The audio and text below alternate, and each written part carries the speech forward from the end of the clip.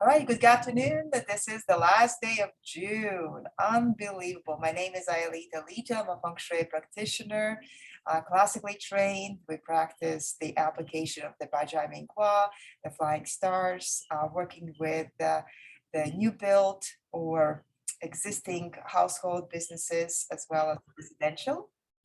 And we also provide or offer the Zero Doshu astrology. And today is our a short check-in as our free Feng Shui Connect monthly call. And today I will be covering or kind of introducing you to some of the things that we would like to. Hello, how are you? Rafael, welcome.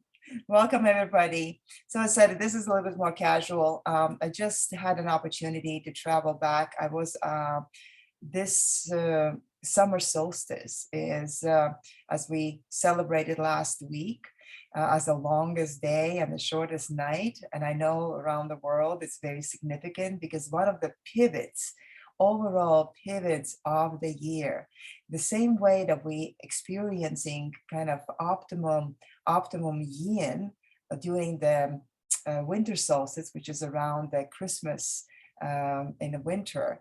And I know it's very kind of celebrated with the different traditions. Not always summer solstice is in my culture, in Latvian culture, it's very significant. I think the whole country is up and staying up then all the nights through singing, creating bonfires. A lot of superstitious, like ladies would weave the crowns, the flower crowns representing the sun, sharing the food, making the yellow cheese, like the round, again, representation of the sun, and so on. Man would make the crowns of the oak tree leaves, which is the more masculine and gives the longevity as well as the strength and survival. So there's a lot of traditions.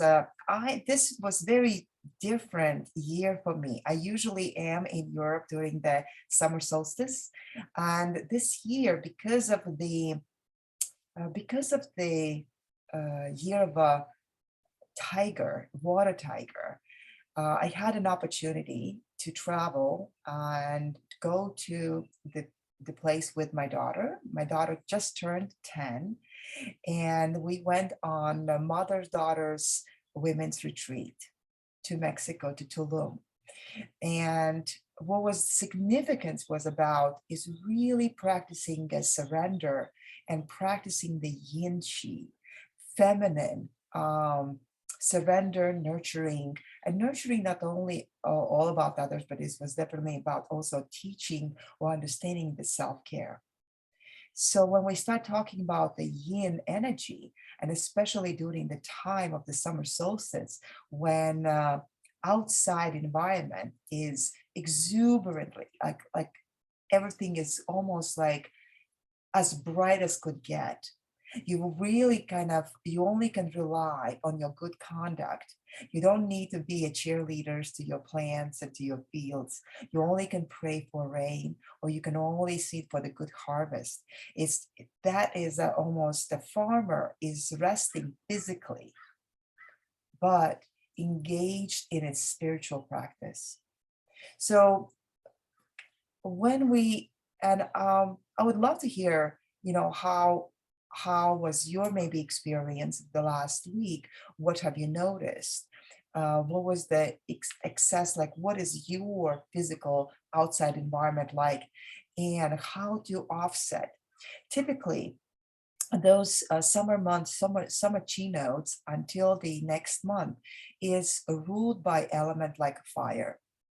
And what is really, really important is staying emotionally balanced, not to be over obsessed, not over angry, because that's something is also predisposes you towards the season of we call the season of um,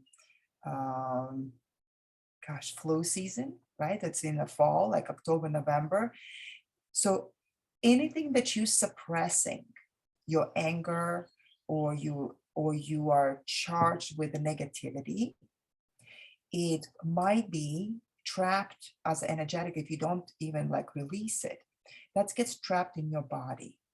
And how when it closes, then reopens in the next in the next earth round, and that will be towards the fall, October, November. So what's important is during this particular time frame that we're talking about right now, July and August, it's really taking it easy. Taking it easy emotionally. Try to be like a really practice your kind of energetical and spiritual conduct rather than physical. This is not about when you overly push. This is when, during the evenings, for example, you'll bathe your feet in a cool water, or you probably have a very light meal in the evening. Try to use the energy that is very kind of pure at the hour between the 9 and 11 in the morning, and then also transitioning, almost like good to kind of remember Spanish siestas. And if you feel like taking a nap, take a nap. If it's the heat is too much to your body, don't push it through, like don't really push it harder. So that's when basically that we already experiencing so much fire energy, through news, through excitements, through kind of unknownness, through fear. That's kind of agitation and irrational thinking that becomes part of your kind of it's very easy to adopt that, right? And it's way harder to get rid of it. So barefoot, bare feet on the earthy, on the ground, on the green grass, especially in the morning, it's absolutely fantastic. Um, Earlier today, while I'm also in my outfit, I was doing the qigong. I was doing qigong right between the 12 and 2 p.m. And it allowed me by standing qigong for the body, right? It just really was almost if you can't take a siesta, you can't take a nap, or maybe it's not then take the time for meditative walk or open eye meditation. When I practice open eye meditation, um, even it's like, maybe set it up 15 minutes, set it up maybe 30 minutes if you can. An open eye meditation will allow you to not to get in this like a dream state of the things, but allow you to really, especially if you're focusing on something beautiful. Like for example, I'm right now looking through the window, and I have a beautiful lemon tree full of fruit. And I have now and then the hummingbirds or butterflies like come and go by. So even if I take that pause, those few minutes, if I have a time to like mindfully, we call it create the Chinese eyes, like have a like a very at the 45 angle, uh, angled eyesight, just a very gentle, like 3 feet forward, looking into the nature is one of the best things you can do in the middle of the day during the fire energy. Because what you're doing is that you're absorbing all the beauty and the brightness of the fire chi, of the yang energy that is right pulsing in the air. And almost like breathing and eating and absorbing, not only with your eyes, but you also with your third eye, with almost like inhaling it. If having the tongue position on a wood element, like on the right on the top of the palate, gently breathing, relaxing, and having a smile. These are just very basic things. That is your meditation. You might also feel by just absorbing nature, your thoughts won't be much easier to release, like almost like the bubbles, they would just pop up, they could transition, go through and release. So open-eyed meditation, you probably also Google it and do it more, but it's very simple. And in my practice, I basically, I reach out to the sky, I do the 3 times of like ah, ah, ah. So getting those 3 ha's opens your heart, opens your mind, opens your physical body, energy body, and spirit body. And by being in that space, you can also get a copy of the last month, um, uh, the calligraphy that we talk about, the great love, right? And you can, with open eyes, if you don't have it like a nature right accessible at that moment, you can have and trace the great love with the same aspect. You could write it out if there's something troubled, calming down the anger, calming down maybe some things that might have been fortunate or unfortunate at the moment of your experience. Okay, so this will be kind of very simple open eye meditation, either through writing or through just sitting. Yeah, Lucy, that regarding, I will share my slideshow. I'll give you some more information about it. Regarding the book that we discuss. Can I quickly share my screen? Okay, there we are. That's for today's subject. Look at July and August current chi notes. So the chi note is the past chi note. It was a chi note, was a grain ripens, summer solstice. Now not tomorrow, but in a few days, we're gonna start the chi note little heat, and then there's a great heat. The little heat until July 23, this still is the part of the ticket of the fire element. So if you kind of incorporating the open eye, open eye meditation or simple standing qigong practice, just for like, especially during the day, when you need to, if you can't take a nap, but you can take like maybe a very gentle walk or bare feet in the grass. This would be a beautiful way to let the heat to be absorbed into the earth. Okay, and that prepares you also for the following keynote, July 24th to the August 6th, is the great heat, and that's the earth element. That is beautiful time. That's a pivot. 4 times a year we have when from transition between the wood element and a fire element in Feng Shui, we have an intermediate earth element season, and that will be the July 24th and August 6th. So kind of reset.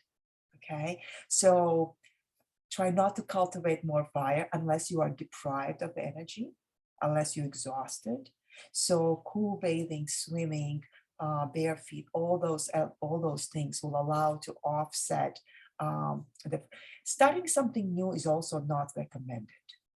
What you really want to do is basically maintain the things. Just think about what's happening on an agriculturally on the fields. If we planted the seeds in the spring, right now we did everything.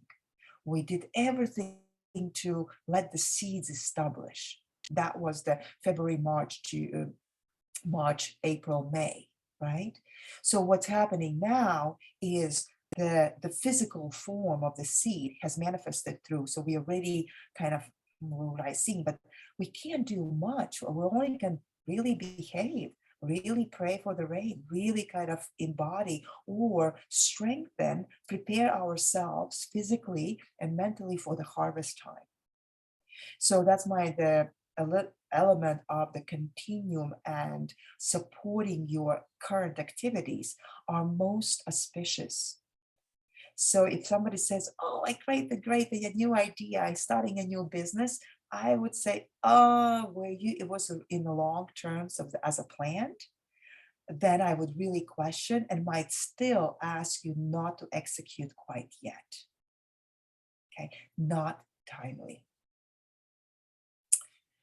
So then you will be able to get the copy of this particular. So you already have the lucky days for the July and August.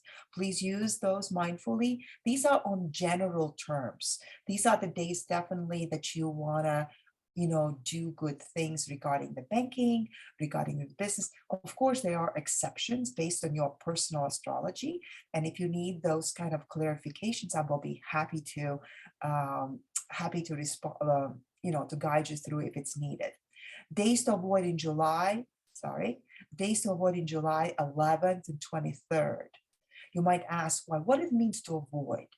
Doesn't if the more it means like if you really have an option to not to sign the contract or not to kind of make a major decision, I would eliminate that time and almost like give the day to rest with the nature or do something that is not as overly energetically acquires like a lot of strength, like strenuous aspect.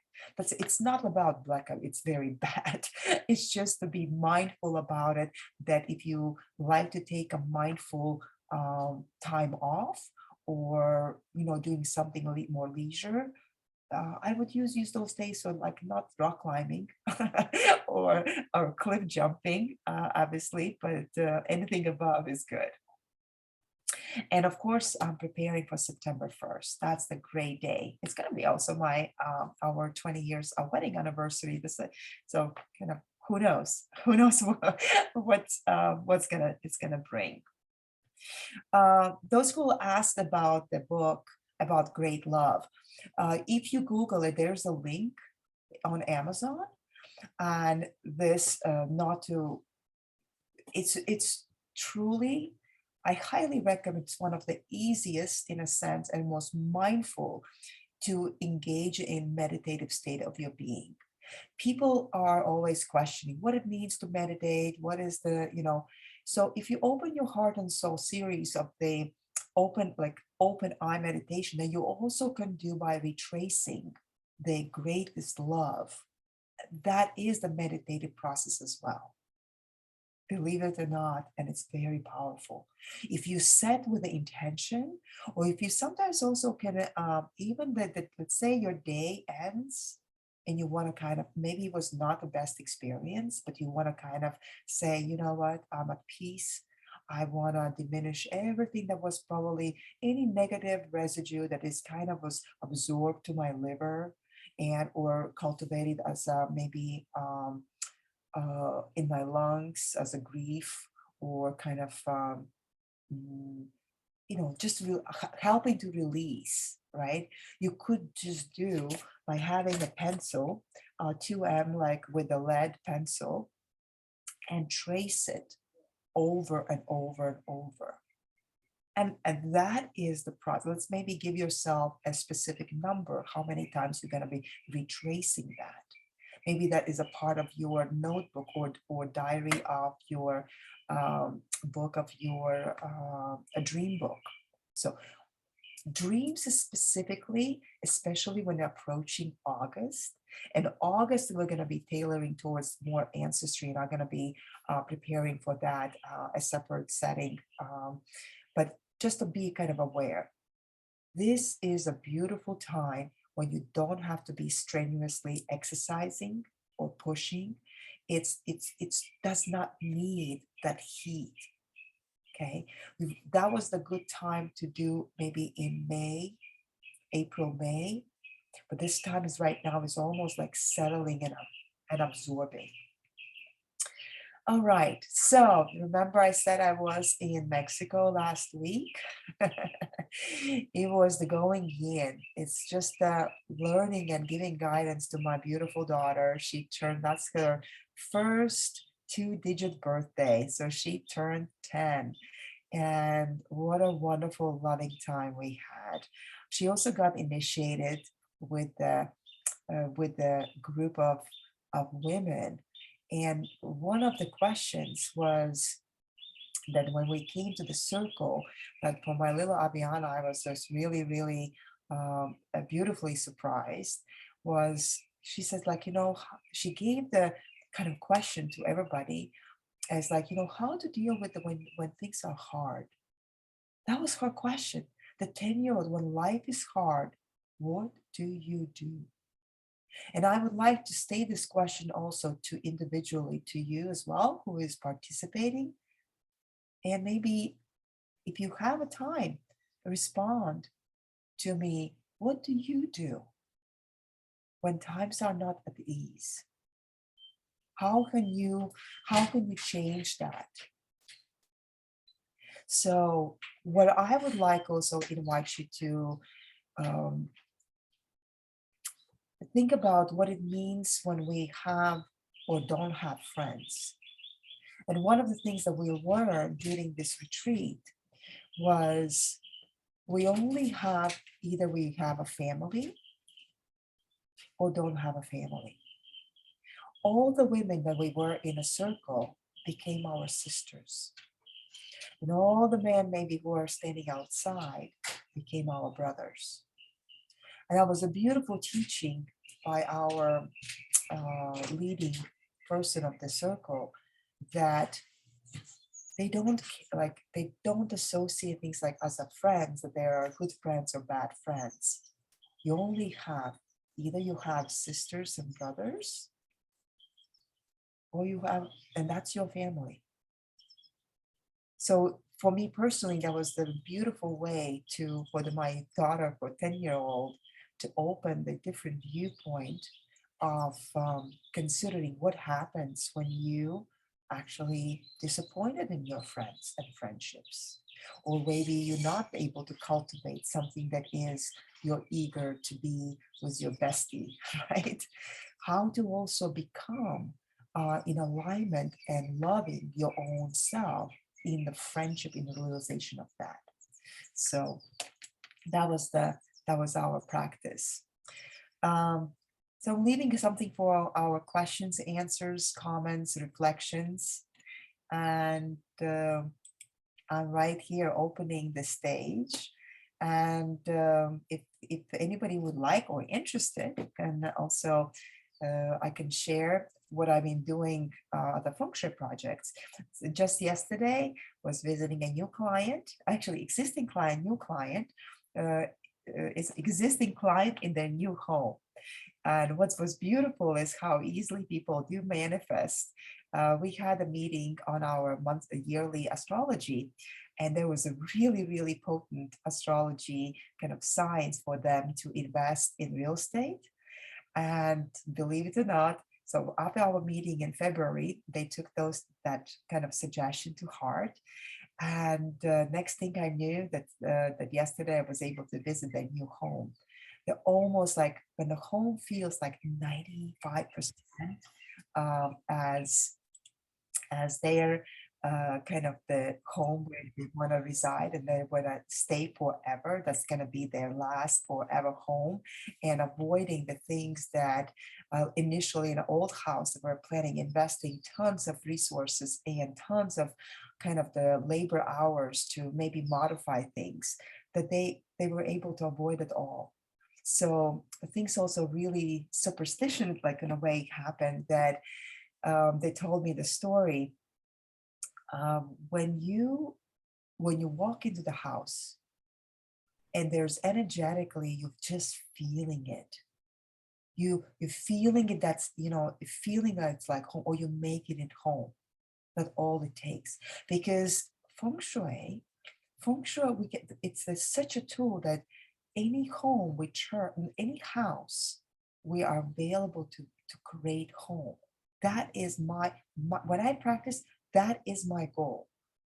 When the building or house becomes your home, you open your heart and you connect the home with your heart, with your intention. Beautiful story that it did involve also talking about the pets and talking about ashes and talking about a deceased. So their little dog for a long time passed away in the old house, and things actually kind of happened very rapidly. And in California, real estate really takes place very quickly. And what was the story was about that the owners, while they dealt with all the veterinarians and with the doggy and dying, and did not really have a chance to spend too much time in an open house. So there was only one open house. It's like how to make, they basically, she showed up from the side door, walked it through, came to the backyard, connected to the land, the, even before walking through the actual house, connected to the land, felt so good, felt aligned. And next thing you know, they, the same evening, they wrote the offer. They wrote the offer that was accepted by the seller, and the following, so by the June, by May 16th, house is theirs. And just a week ago, they moved in. So for me to walking through and then coming across that, the ashes are again brought to the house. This is when I was like to invite everybody to be mindful. Anytime you have either deceased ashes of your parents, your, your animals, don't keep it in your living space. It is not appropriate. Okay. That is a yin energy, yin chi. It really needs to be released either to the water, the big water, or the earth, mindfully. You're not hurting the deceased animal or deceased ash. You're actually fulfilling and adding the power for them to be born and kind of re-energize from that state of yin into yang. What happens if you keep the ashes around in a close proximity, let's say next to your mantle, next to your bed, or in a special room where you meditate? You need to cultivate that. You need to pray over every day. You need to pay offerings, burn a candle, protect with the prayers. You need to do the spiritual work to protect the yin chi, because you have that capacity. So cultivation, again, a reminder to those who listen, try to just practice disattachment. It's not that you're dishonoring, but replace the boxes of ashes with a beautiful live photo. Let's say for this client, particularly yesterday, I was recommending they have a beautiful frame of the doggy happy in the field, running around or sitting, in a very happy pose, and having that type of memorabilia rather than the cremated box of ashes. So what's also beautiful about this particular case, we're finding like in Southwest, they have a beautiful plot of land. They're going to create on a Southwest area, which is also relates to the ancestry in their property. So it's a walkway. So they could create a beautiful pot or they designate the bench, and they can release the ashes on their land and commemorate that in such a way.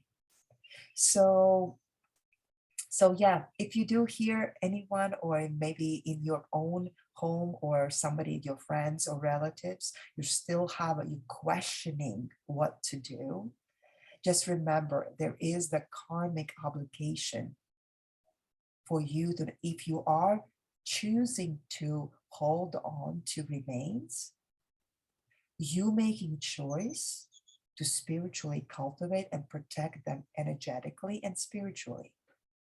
That is why the cemeteries exist. That is why the temples exist. That's why we have a special place when we make offerings. If you are deciding to become a cemetery, if you are deciding to become that temple, then cultivate accordingly. Okay. Otherwise, the yin chi or yin energy is going to be attracting or taking the yang live energy from you or anybody who is in the surroundings. So some people who are maybe younger and feel stronger at the beginning, that's not a problem. But as soon as we start growing older, we're becoming more sensitive. And that is also could be a sign of depletion. Sometimes of the disorientation or feeling like a ghostly, sometimes like, maybe energetically feeling down. So this is what happens, because the yin chi is not about controlling or being vicious about The yin chi is just is attracted to the yang energy. That's all. It's like almost like what happens when you had a magnet in one hand and then you have something metallic. What does it do? It just, it attracts.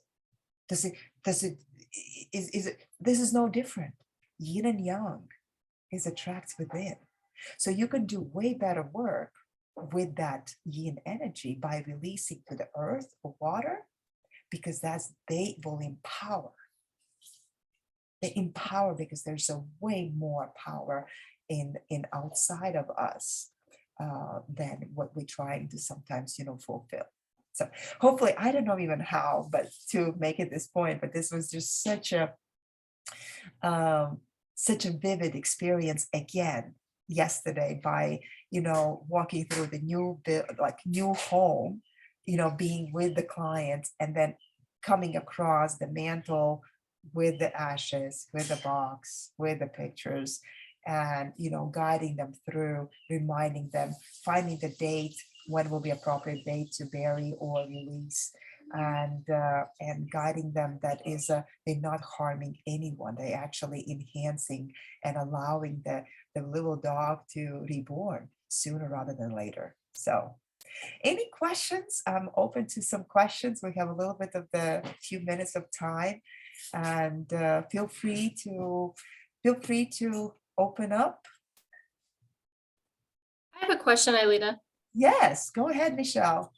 So I remember a few sessions back, you mentioned something about this year we're supposed to be bringing more wood chi into our life. So Mhm. I'm wondering if you can clarify a little bit about that. Do you mean like how should we do that? Is that like decorations in the home, or how do we do that? So one of the instantly, like during the fire months, like during the summer right now, right, until the mid-August, so is connection to nature.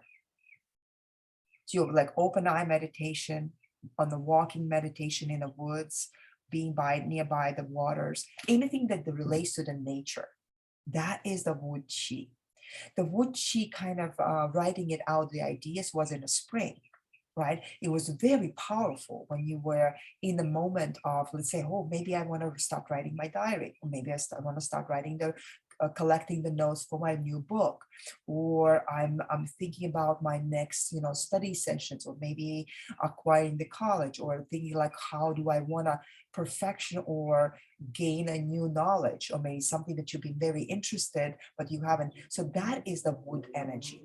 If you need to kind of really as a, as elementally, like, I would like revisit what's happening in your east and southeast sectors of your home, right? If you do have a land, like a garden area, that is like the during the month of fire, what you want to do, you want to earth, you want to just guess why I was working and purging and rearranging things in the backyard. That's why I was like, I really like, I didn't even change.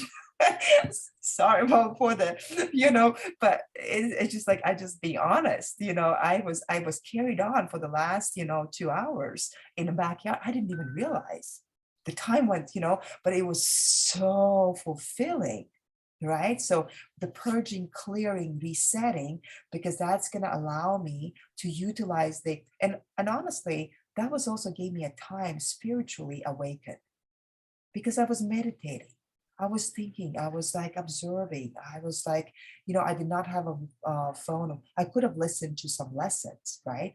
But it was more like a really feeling the land, enjoying the sun, seeing the plants which are like maybe weeding or needs more water.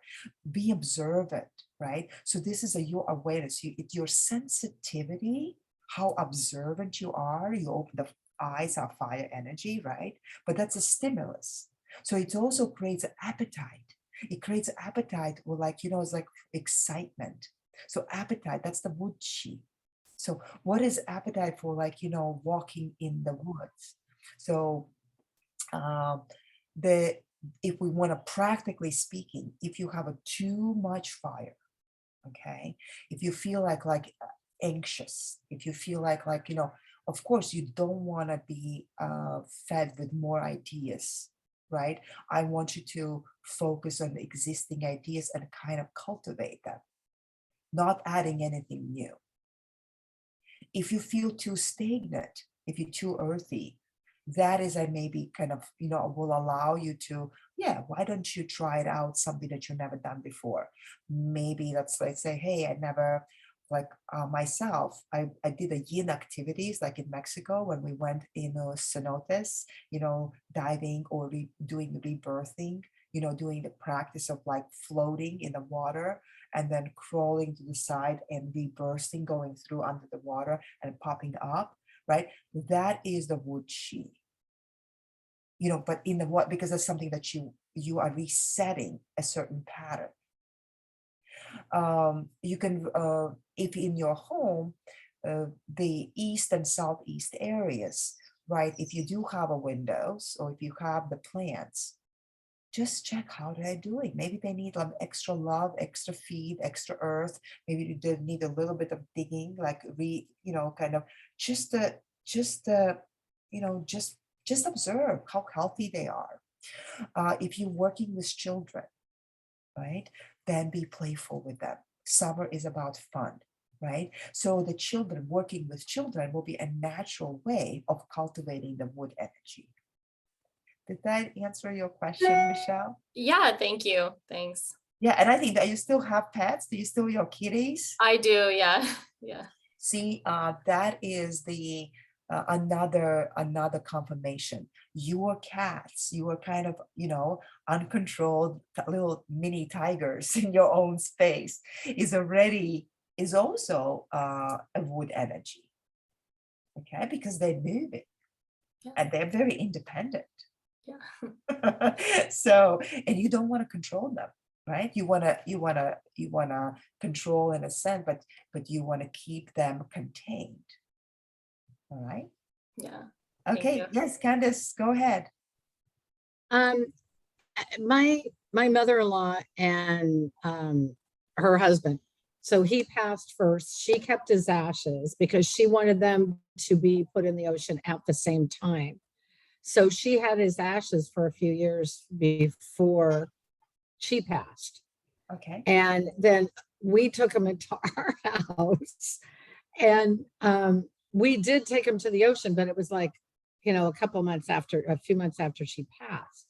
Now, I kind of wanted to do the same thing with my husband and I.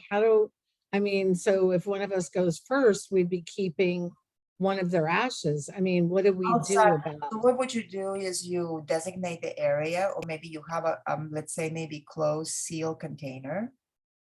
Right, which we And bought. yeah, which you would keep it outside your living space. Let's say Okay, so like, is in the garage okay? no. No, because that's your living space. It's So when you'd you put have it the- outside?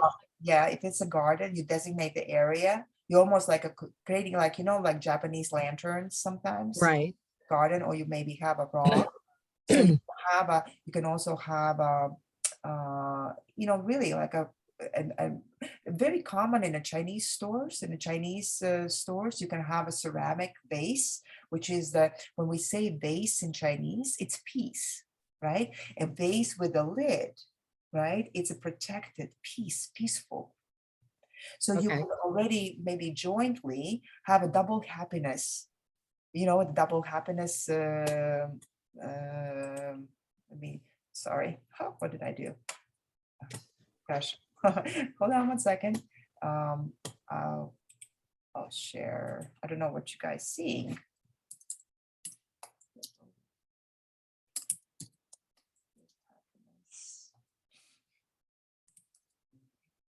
Jar.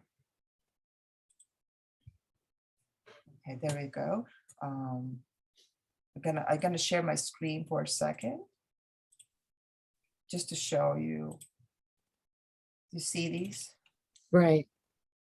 See that with the lid? So Yeah. the double happiness. So you can kind of jointly, have purchased that in advance, right? That would fit, and that will be collectively. That's where you will hold. You can The ashes of one of whoever one of- first and then. right. Okay. And that Okay. and then that's also well, like you can set it up next to the bench or beautiful rock, or have a like like a with a light, maybe prayers. You can write a prayers or put the Bible in it, whatever spirituality. So you want to be protected and cultivating.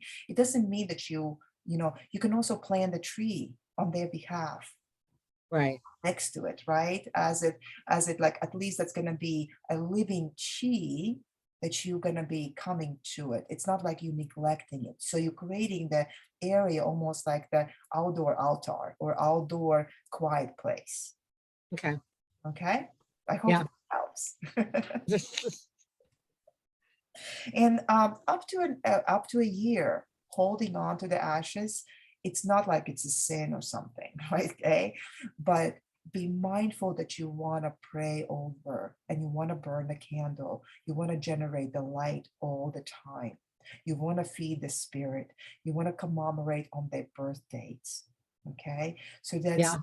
that's something that's you are like, unless you have a you reserving the spot in somewhere in a wall of the like uh Like a like mausoleum type of thing. mausoleum, right, Right. to hold it and then you visit. Right. So that is a way better practice, way better. That also would not make you as depressed, right? Because it's like Right. thinking about it when you're looking at the ashes. I mean, of course, it's could be a very inspiring meditation, right? Because Yeah. that's something for sure will be becoming the earth. But at the same time, it's like, if we are mature enough to see see yourselves in such a form, some people could get really depressed. And I would not practice depression or pathology because of it. Yeah. It's like his mom did get really depressed. I mean, she went just a little bit, well, she went a little bit off there for a while. She really did, because especially after he passed. But yeah, she was not herself at all. It's a proving living art. I mean, I have discussed this with my teacher in Hangzhou, the Taoist priestess, and also being as a priestess myself. This allows us to kind of in that, not in a physical level, but in an energetical level and a spiritual level, start understanding what's happening. Sometimes Right. also the spirits, the energy bodies and spirits body will come to you in a dreams and bother you. Or sometimes you Uh, say, yeah. that's a sign. That is a communicator. Do something about me, or pray. Or I always invite, please, please, please feel free. If you are in a position or if you're in a situation, and if you like anything, like, pray for the live like live people and for yourselves, please use my website and donate to the Little Monks Project. And you can write the offering, you can make an offering that all goes in Bhutan to these beautiful temples where your name or your loved one's names doesn't have to be dead, it has to be living or dead. And the money go into this, authentic, like kind of my personal connection place. I will be extremely appreciative, but also you're going to be extremely beneficial for anyone. So you can make these offerings and receive the blessings. 100,000 prayers over your name. How powerful is that? When Yeah. we possibly sit with our malas and do that, when it's done for you with the pure chi by the little monks. So yeah. If you don't know how to Thank you. find, yeah, if you don't know how to find, I'll just quickly show you where it is.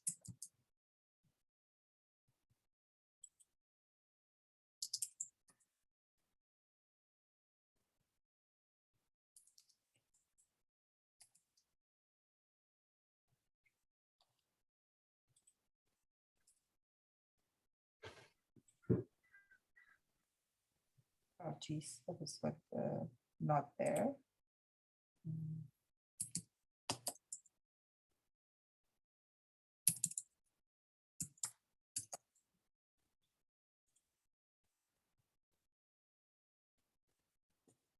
Okay, I'm gonna share my screen. A second. Thanks for the questions and opening up. So when you're on my website, Alito, right? You scroll down. There's a support little monks from Bhutan project, and you donate here. When you press this button, it allows you to donate here. The school is built, right? So when you put the donate here, it will open up the, either PayPal, whatever. And it comes with that when you also add the note where you put your name, your whoever you want to pray for, and you can note is it's a living or dead, and pray for the good health or pray for, so whatever amount is completely 100% goes to the little monks, and I match any offering that goes to them. So Great. yeah, so sometimes if you want to just a blessing on for yourself or somebody who is not well, who is maybe actually maybe somebody's reborn or born, this is the a great opportunity. Sometimes also when you feel really really depressed or something been hurt, like you feeling like, what, I did not deserve that. This is when are you writing it out and releasing it to the universe. And that could be, again, through the Little Monks Project, that could be taken care of. So, That's cool. yeah. Any other questions? It's a 555. It's a magical time again. Anybody Um, else? Can I just ask you one quick question? I see that you're recording this, and I thought it started at 5:30, not at 5. That's why I jumped in so late. Okay. So I had it on my calendar wrong. Now, do you send recordings to everyone? So you can get to the recordings. I'm going to show you again. Share my screen. Oh, If you go it's to on my- your website? Yeah, Okay. if I go back, hopefully I can go back. If you go back to the blog, I think it was under free resources, Zoom calls, free Zoom calls, Okay. Shui Connect archive. Oh, And cool. Oh, that's great. Okay. yeah, so you perfect. can go back to any of the previous, there's our last May.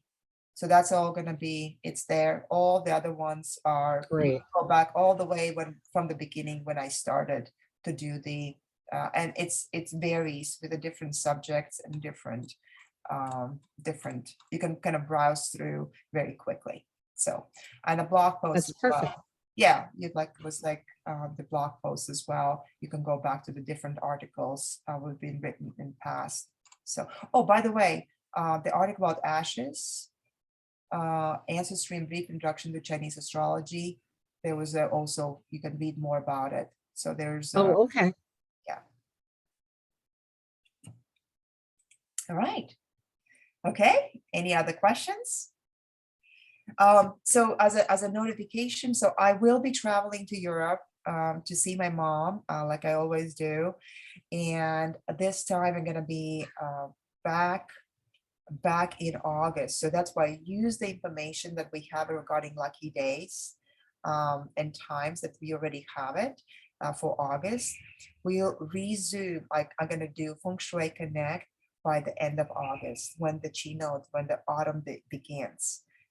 It's like a 24th.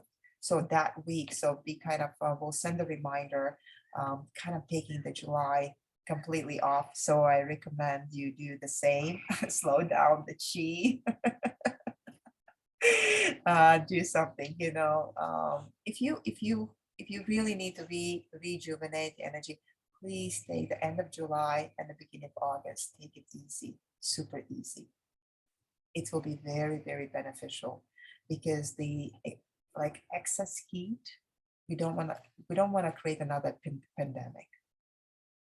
Because remember that whatever we don't release or whatever we accumulate through anger, it's going to be trapped as a heat in our bodies, and it's going to come out, manifest in a form of phlegm in October, November. Okay, so that's how it's naturally how the body works. It's almost like if we have this opening to cultivate goodness and calmness and ease and kind of, not to be overly demanding or over needy. Now our fields are not needy. We only be. So we'll be, and Candace, if you do watch the beginning of this session, I was talking more about open eye meditation, a simple practice in the nature that I highly invite and recommend. I know sometimes it's very hard for people to just to say, well, how it is to sit down. So I've been practicing open eye meditation, and it's very effective, and it's more natural and more, it deepens your spiritual awareness when you observe something beautiful. Like if you have a flowers in the garden, find the one and start observing or manifesting when the bees are landing. See how they nurture it. Like observe how much honey the pollen and honey they have in their little feet. So it's almost like start paying attention to the detail. That is a meditation as well. So, all right. All right, so I'm closing this circle. It's 5:59, 1 more minute. 1, 2, 3. Have a beautiful, happy summer. Please take care of your bodies. Cool water, showers, kind of not suppressing the heat, but allowing that, don't create that too much steam. Okay, that's all I'm asking. And Year of a Tiger, as a reminder, Year of a Tiger is about your spiritual conduct. It's not about your physical conduct. It's about your practice on like a simple journaling, the dream journal, or simple like reflections, and writing it out, anything that doesn't serve you. Release the backpack of emotions.